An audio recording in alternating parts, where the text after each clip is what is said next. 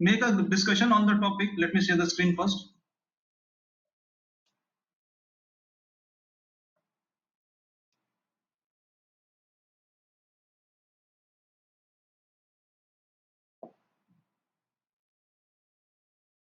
So good afternoon everyone and good afternoon sir.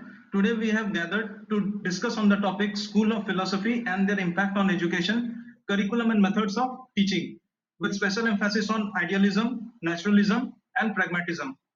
So the panel members today, those who are going to present this topic in front of you are Vishnu Priya Jena presenting on meaning of philosophy, Soumya Watts presenting on idealism, Ankita Verma presenting on naturalism, and myself, Vijayan Sharma, I will be presenting on pragmatism. So now I request our panelist Vishnu Priya Jena to please unmute herself and enlighten us about the meaning of philosophy and the other required details. Thank you, Vijayan. Good afternoon, sir, and good afternoon all. I am Vishnupriya, leading roll number 200144. Before going to discuss about the School of Philosophy and its impact on education, first I will discuss about meaning of philosophy and its branches. Okay, thank you. Let's see what philosophy is all about. Meaning of philosophy.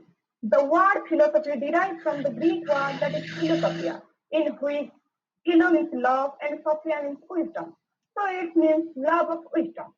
Love of wisdom is not only knowledge. One may have knowledge, but he may not be wise.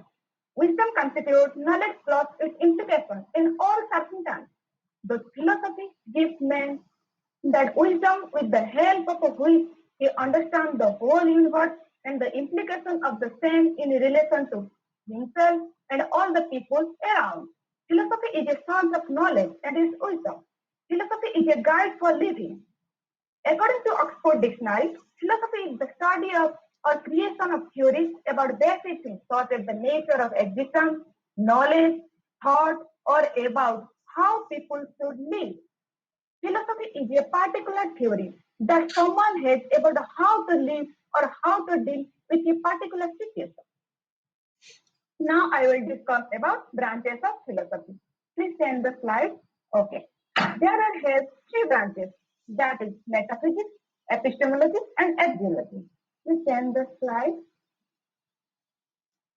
Okay, thank you. First, I will discuss about metaphysics. So let's see. Metaphysics is the branch of philosophy that studies the ultimate nature of reality or existence. The term metaphysics is derived from the Greek word that meta means beyond or after and physica means physics. Literally, it refers those things after the physics. It asks questions such as what is real, what is exist, does God exist, and if so, can we prove it? Next, epistemology.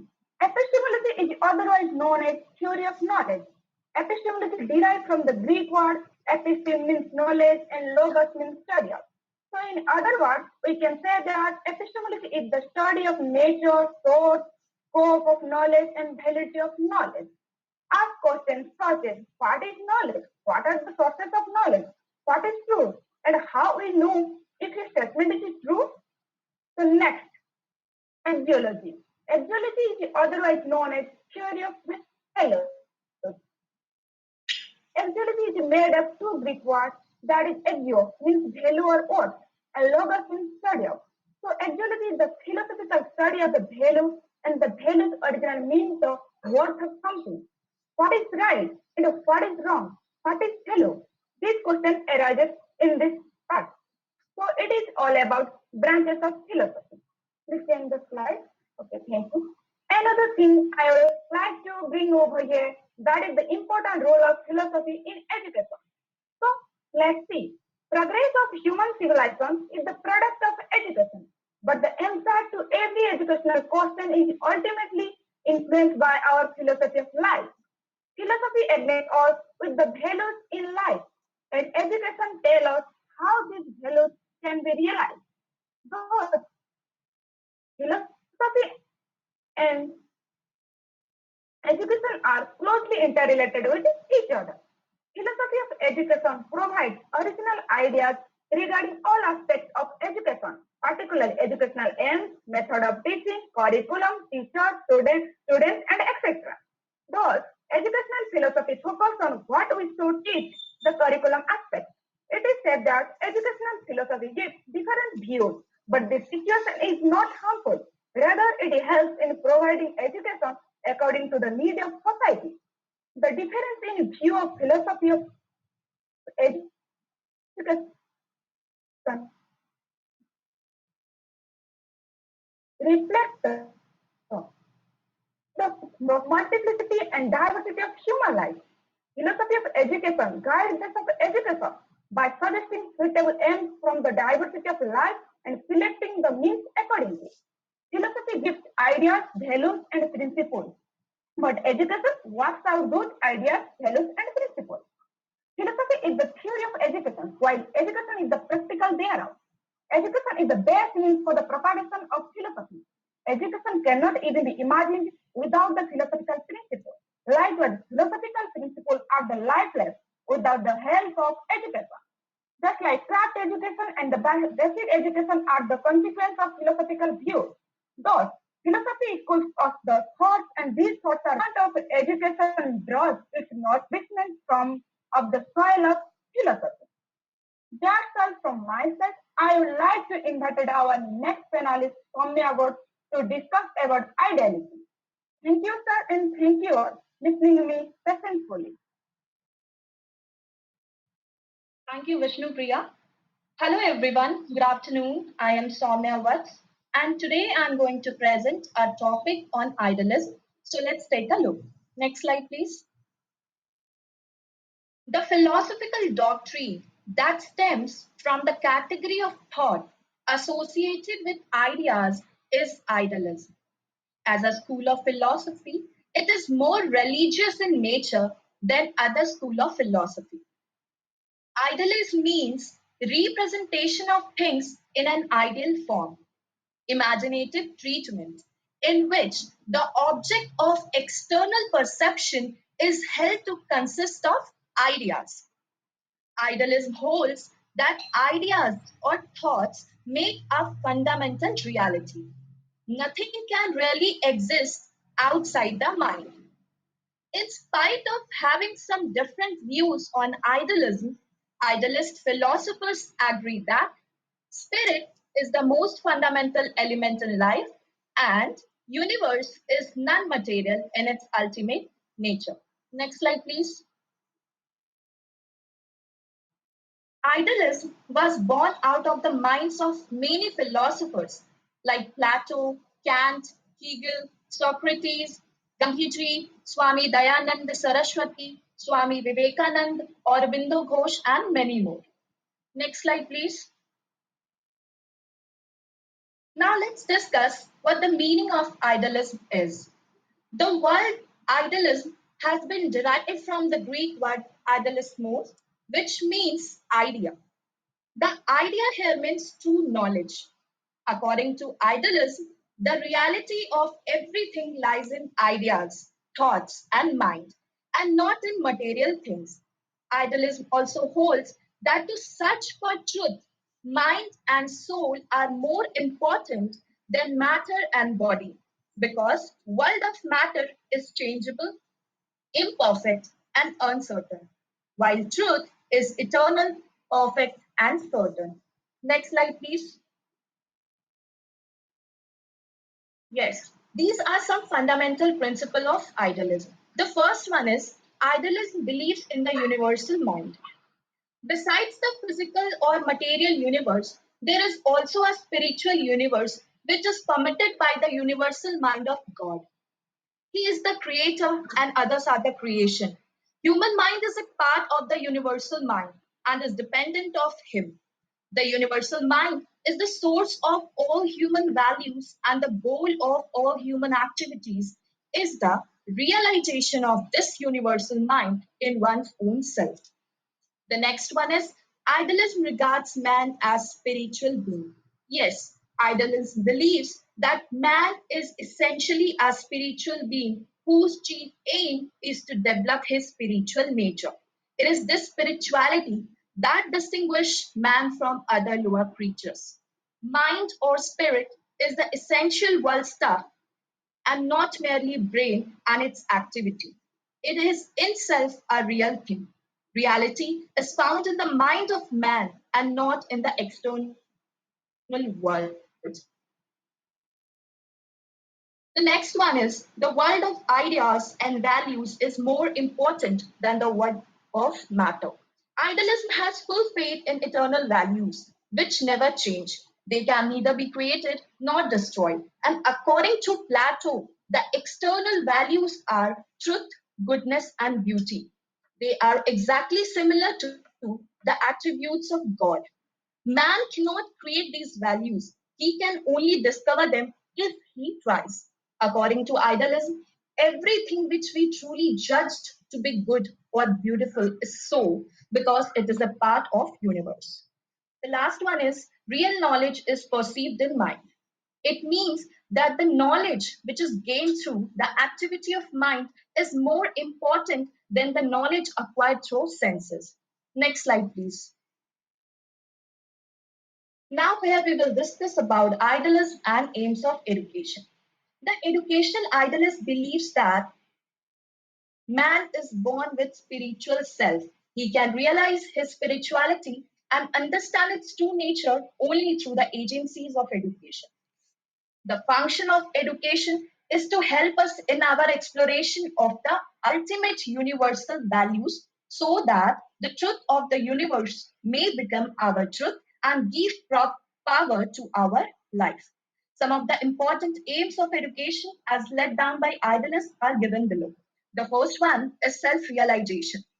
The aim of education is to develop the self of the individuals higher till the self realization is achieved.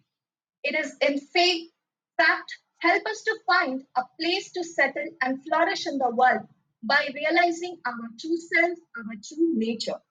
The second one is exaltation of human personality.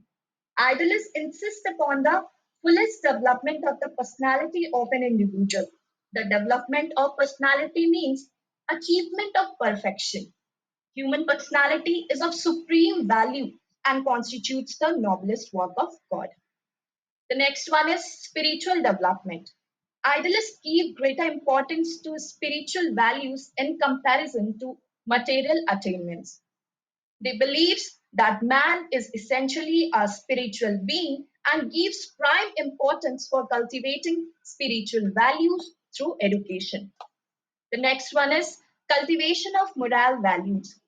The development of moral senses will help the child to lead a healthier life and to differentiate between good, bad, right, and wrong.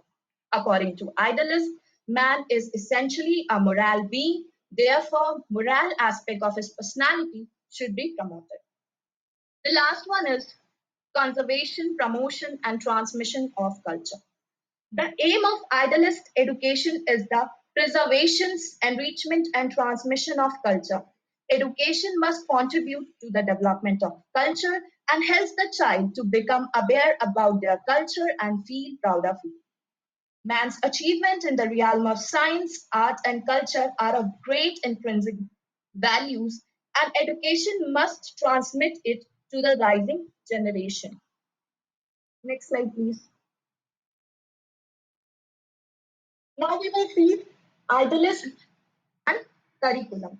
So while developing curriculum, idealists give more importance to thought, feelings, ideas, and values than to the child and his activities. They firmly hold that curriculum should be concerned with the whole humanity and its experiences. The curriculum should give good mental experience. According to the philosophy of idealism, it is to preserve and advance the culture of human race. So subjects like religion, ethics, philosophy, history, literature, etc., should be provided in the curriculum, and health, hygiene, games, and sports should be an important part of curriculum. Next slide, please. Now we will discuss about idealism and methods of teaching. So idealism has not prescribed specific method of teaching. According to idealism, classroom is a temple of spiritual learning, a meeting place of human minds. And for this, no particular method has been suggested. However, the following methods have been advocated by different idealists, like question method, discussion method, lecture method, single and group project method, imitation method, etc. Next slide, please.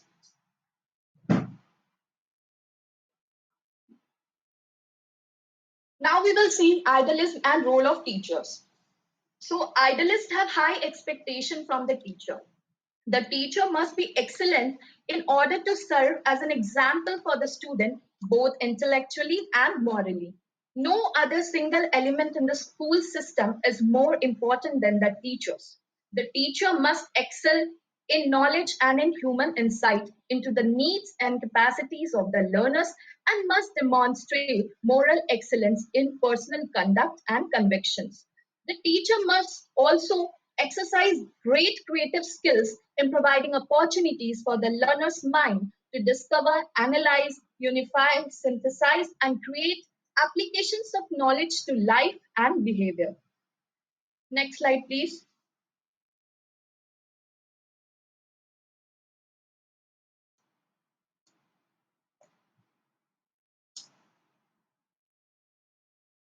Next slide, please. And the last one is idealism and disciplines. So, idealists are not in favor of free disciplines. They feel that strict discipline is essential for self realization. Idealists emphasize control on the undesirable activities of the child, whereas, on the other hand, it grants regulated liberty for his spiritual development. So, these are all about idealism. Now, the next topic, naturalism, will be discussed by Ankita. Thank you. Thank you, Soumya. Good afternoon, everybody. I'm Ankita and I'm going to discuss the naturalism philosophy in educational context. Am I audible properly? Yes, you are audible. Yes. Okay, okay, let's continue. So, first of all, a brief introduction about it. As the name is indicating, naturalism, it depends upon the nature completely. Naturalism, as a philosophy of education, was developed in 18th century. It is based on the assumption that nature represents the wholeness of reality. Nature itself is a total system that contains and explains all the existence, including human beings and human nature. Behind everything, there is nature.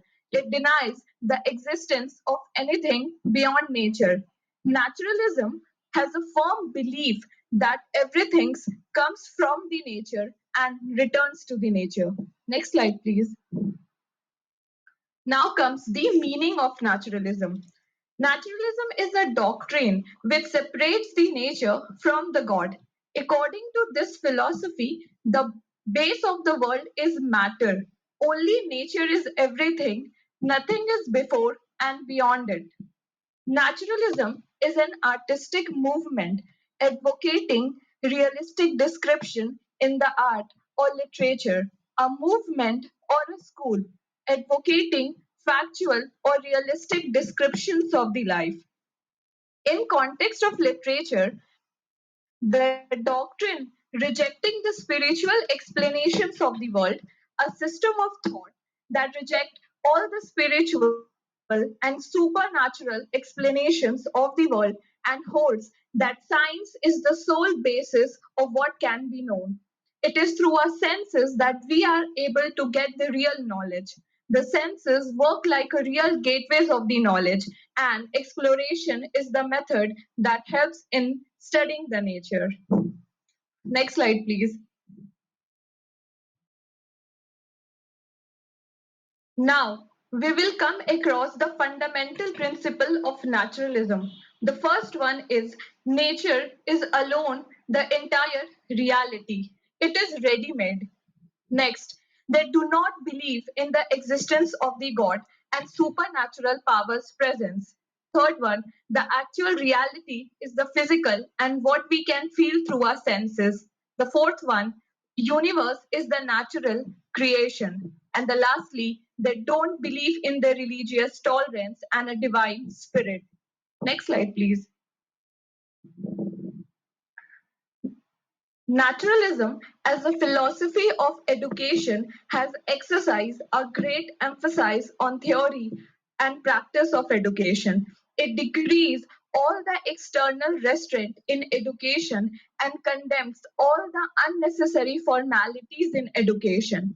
There is no place for classroom, textbook, timetable, and formal lessons. The chalk and the talk method has no scope. External discipline has no place in naturalistic system of education. Naturalism has no faith in formal education. It wants all education to be strict conformity with the nature of the child.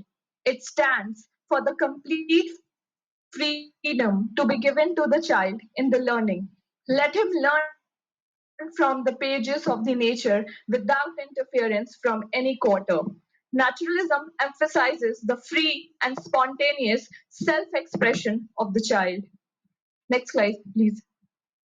Now we will see the characteristics of the naturalistic education. The first one, follow nature, is the keyword. Out of the three essential factors of education, that is, nature, man, and objects, naturalism gives the prime importance to the nature. To develop the child according to his nature, education should provide natural environment. The second one, the naturalism regard education as a natural necessity. For them, education institutions are unwanted creation if the man superimposed upon the nature. The third one, education is the process of development into an enjoyable, rational, harmoniously balanced, and useful, and hence the natural life. The fourth one, it gives the prominent place to the concept of the freedom in the education of the child.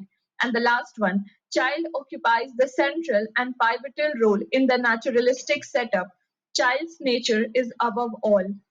Next. These are the two naturalists, as you can see on the screen. The first one is the Rabindranath Tagore. In these quotation, I will read out. Child have their active subconscious mind, which like a tree has the power to gather its food from the surrounding atmosphere. He talked about that child can gain knowledge from the atmosphere. And the next one is the Rousseau. His words are, let the sense always be the guides. Let there be no textbook, but the world and no other instruction than facts. The child who reads does not think, he merely reads. He is not receiving instruction, but learning word. Next slide, please. In this slide, we will see how naturalism and aims of education goes hand in hand. The first one is the self-expression. It is the main aim of education. It means giving the child full opportunity to express or reveal his hidden qualities and capabilities. Secondly, see, life is not going to be so easy. To get a well-settled life, one must educate themselves. Aim of education should be to prepare the individual for the struggles of the life. The third one is the development of the individual. Every individual possesses his individuality and the special trait. The fourth one, aims of education is to enable the individual to adjust himself physically and mentally to his environment and to changing circumstances in the life. And the last one is education should accelerate the phase of evaluation and thus achieve the social progress coming towards the him. Next. Now comes the curriculum and naturalism. It includes a child centered approach based on the needs, interests, and abilities of the child in relation to its level of development. Child centered approach helps in recognizing individual differences and experiences of the child should form the core element of curriculum. Naturalists think that each and every child has the power to and demand of his own to frame the curriculum. A child will gather experiences from the nature according to his own demand. And at last, naturalist emphasizes on the sciences also. Next slide, please. In this slide, we will see what should be the method of education. Naturalism discarded old, traditional, and bookish system of education. It condemns note learning and rote learning, and it encourages learning by doing. They emphasize auto education and self development and learning through the personal experiences of the child. The naturalist method is to gather direct experiences from the nature, men, and things. In the words of Rousseau, we can understand: give your scholar no verbal lesson, and he should be taught by the experiences alone. Next, the scientific knowledge should be given by observation and experimentation method. Naturalists do not want to superimpose anything on the children. Auto education and the self education is the key. Naturalists have given a prominent place to playway method because it helps to express himself fully. It is in his free play method that child most clearly reveals his nature and the lines of his natural environment. Next slide, please. Now comes the role of a teacher. The teacher's role is to remain at background since nature is considered to be the best educator. In the words of the Ross, teachers in a naturalistic setup is only a setter of the stage, a supplier of the materials and opportunities, a provider of an ideal environment, a creator of conditions under which natural development takes place. Teachers is only a non-interfering observer. Next slide, please. At last, the contribution of the naturalism. Firstly, the follow nature or going back to the nature were the keywords. The innate nature of the child should be developed in the natural environment and not in the artificial atmosphere of the school. Instinct, impulses, and emotions should form the basis of all education of the child. Third one, in the educative process, child takes the pivotal position. It is the child himself rather than the educator, the school, the book, or the subjects of the study that should be in the foreground of the educational picture. The freedom of the child is another important feature.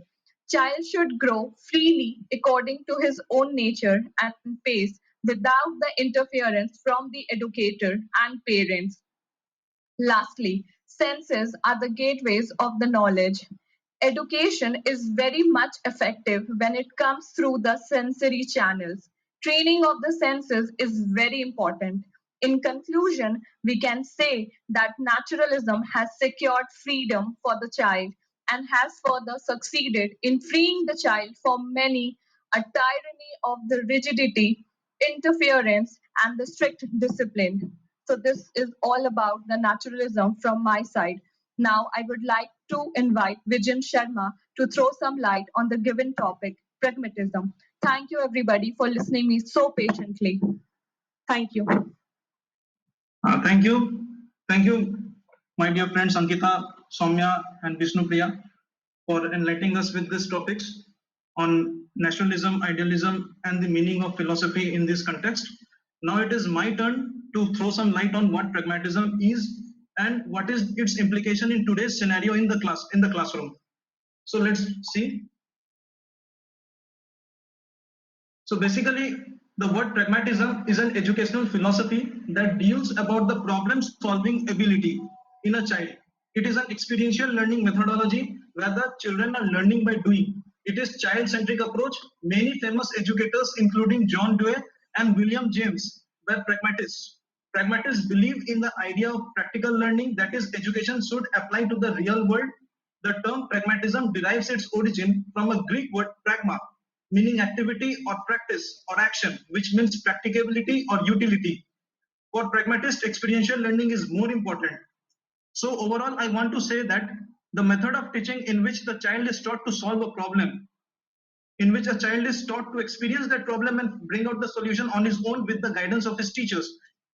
In this process, the child is getting future ready for the problems he will be facing in his future. So this kind of teaching methodology is called pragmatism. It is dealt in pragmatism, and the best teaching learning method that we use for doing pragmatism is the project method of teaching and learning. Experiential learning is more important according to the pragmatists. So basically, Baba Saheb Bhimrao Ambedkar, he is the architect of the constitution of our great nation. So Baba Saheb Ambedkar is believed to have said in 1952, he said, "I owe my whole intellectual life to Professor John Dewey." Actually, Baba Saheb Bhimrao Ambedkar was the student of Professor John Dewey in Columbia University in New York from 1913 to 1916. And when he was the student of John Dewey, he learned about pragmatism, problem solving ability, and the other experiential learning methodologies, because of which Baba Saheb Ambedkar is a pragmatist, and which is why he was able to make such a beautiful constitution in keeping all the points in his mind about our country. So he made such a practical constitution, which is why he is a pragmatist. John Dewey developed a pragmatic theory of inquiry to provide intelligent methods for social progress. He believed that the logic and attitude of successful scientific inquiries properly conceived could be fruitfully applied to morals and politics. Means if we apply the scientific techniques correctly and conceive it properly, then it will be very fruitful if we apply it to the politics and also to the moral scenario. Dewey saw education as the foundation of democracy and as the key process for social reform. Obviously, democracy is nothing without education. If we are not educated, if we do not know about our rights and duties, then democracy is of no use. And this is rightly said by John Dewey. Pragmatism is a philosophical approach. According to William James, pragmatism is a philosophical approach that measures the truth of an idea by experimentation and by examining its practical outcome.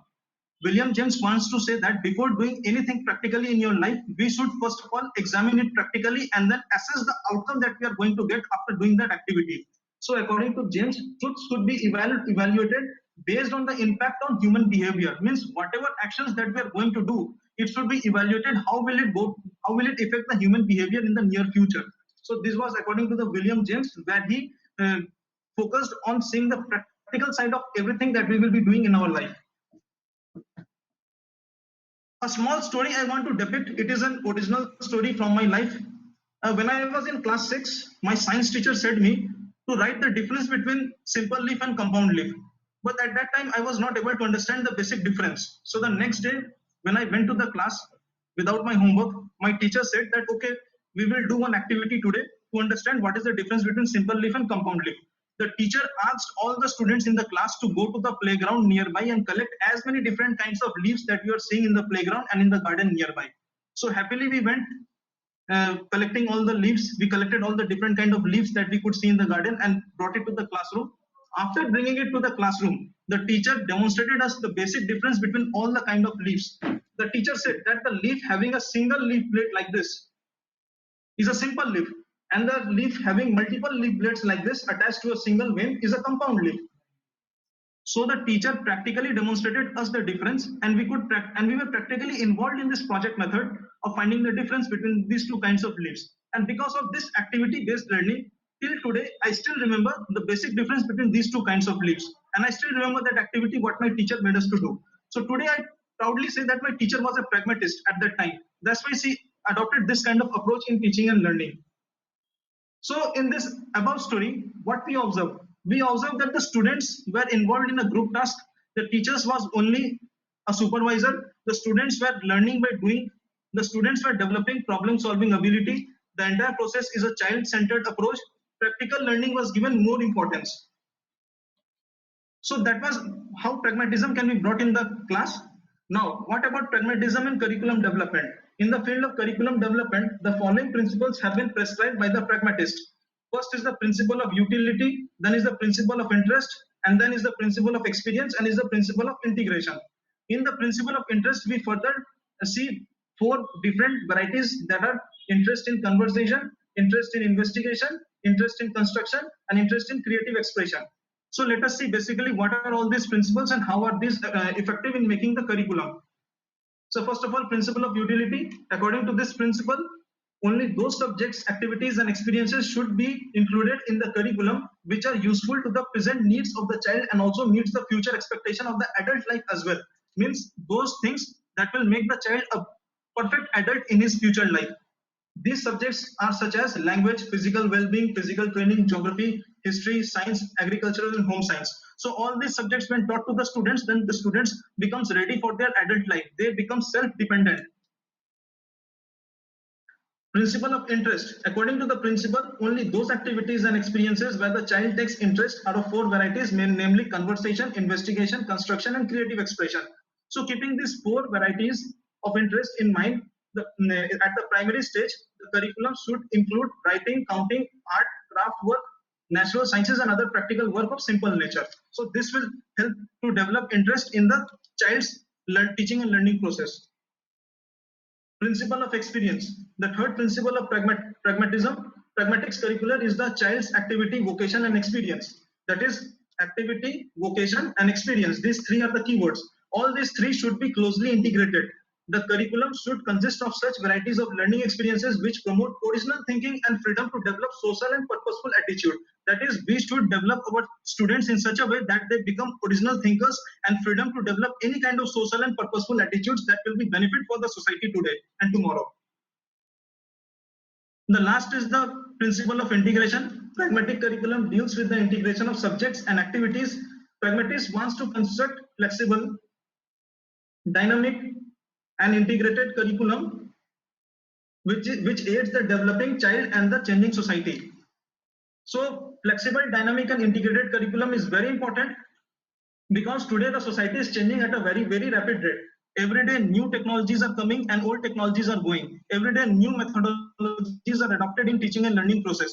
So in order to make our child self-sufficient so that they do not get distracted with the new technologies coming day by day, we should teach our child and give them exposure of the new technologies day by day. That is, the society is changing day by day, so we should make them ready for this change from the childhood level. So what kind of changes can be in this society that we are talking about? Let's see this. Pragmatism is necessary in 21st century.